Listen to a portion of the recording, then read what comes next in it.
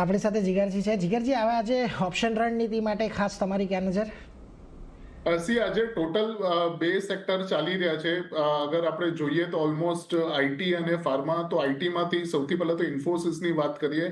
ઇન્ફોસિસમાં જે રીતે સ્ટ્રક્ચર બન્યું છે, હિડન બુલિશ ડાયવર્જન્સ દેખાય છે અવરલી ચાર્ટ ઉપર, અને એક્ઝેક્ટલી વીકલી પીવટ્સથી બાઉન્સ અને રિવર્સલ દેખાડી રહ્યું છે. એટલે 1620 નો કોલ બાય કરવાની સલાહ રહેશે. ઇન્ફોસિસનો બાઇંગ રેન્જ રહેશે અરાઉન્ડ 45 થી 49 ની રેન્જમાં બાય કરી શકીએ છીએ. સ્ટોપ લોસ 30 નો અને ટાર્ગેટ 80 નો રહેશે ઇન્ફોસિસમાં.